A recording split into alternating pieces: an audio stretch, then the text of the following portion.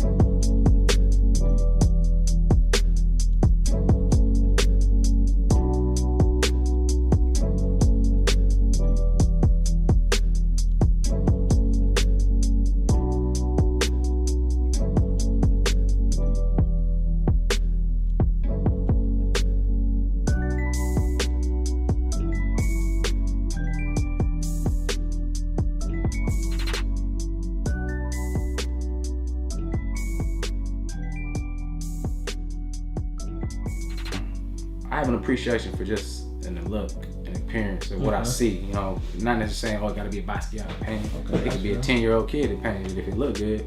Yeah. You know, so like, I guess being that I'm not that deep into it, maybe if I went to school and got cultured on art and knew, you know, the different artists and stuff like that, I might have a little more reflection to it. But I am, you know, learning who's out there. You know, people. You know, I think I'm more centered on a genre, contemporary art, and just the look of it and things like that.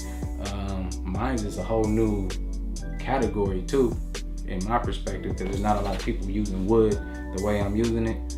Generally, you have people that might stain it, they might use it as a backdrop, but to actually create an image, draw on, you know, put different elements into it. Yeah, this one is a 6 rings piece. It's the original image is from a promotion from Jumpman, where they had Jordan holding his finger rep, showcasing all his rings. So these are replica rings that I actually cut and inserted into the wood. The backdrop got a feel of that little cement print from some of the most common retros, the 3s, the 4s. This actually is a black tumbled leather material. If you get up on it, you can see that it actually has a texture to it. So the retro 3s have a tumble leather that just dropped. Oh, okay. So that's kind of like where I like to switch things up.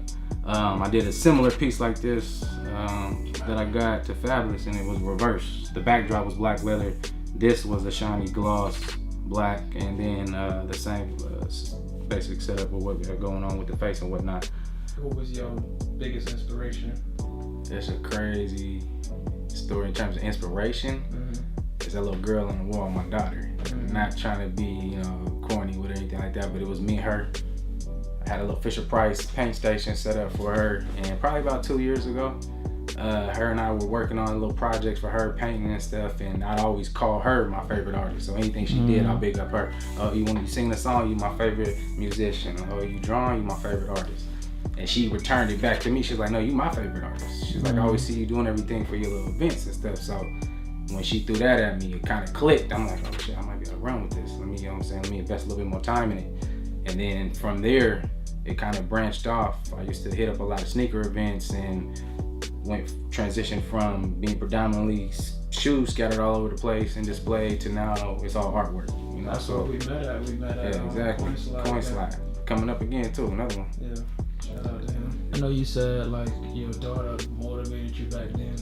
So is she the same motivation for you now, or do you have a new motivation? I think I've created a fire in myself just to see my potential. Okay. I think more recently, just seeing the reaction when I go to certain events, be it a sneaker event or it could just be a random pop-up somewhere, and I'm able to showcase and interact with people. The rapport I get from people when they see something that kind of threw them off guard. They might have thought they saw something, but and then when they walked up and spoke to me and seeing the detail in it, you know, see the face in the wood grain, you know, those little things like that, that's kind of like what brought me to where I'm at right now with my eagerness to continue to grow and develop. You know, that's also what's, you know, kind of trying to reposition me from working from home, working out of my garage, right, to, you know, trying to go find a warehouse, find another spot. But I also wanted to touch that feeling of working out of your garage. right. You know, and being at the bottom and having to work my way up. What advice would you give other artists or entrepreneurs or whatever? I think in anything you do, don't give up. Don't quit. There's been plenty of times where literally I remember, actually, I'm gonna give you a story just to end up on that. My Biggie piece is, like I said, I branded the letters in there and everything of his verse, letter by letter. It took me probably a couple days just to do that process. Mm-hmm. And the day before that, I was about to give up on everything. I had personal issues going on, I had financial issues going on, all kinds of different stuff. And it was like, I think it was that night around 8 o'clock or something, I got the hit. They were like, oh, yo, we want to feature your piece. Give me a little shout out about it and what you was doing, why you made it. And the funny thing about the Biggie piece was, originally, if you go on my Instagram, you'll even see it, Mm-hmm. the Biggie piece was a red suede backdrop. It was just red suede. Yeah. So I'm doing it.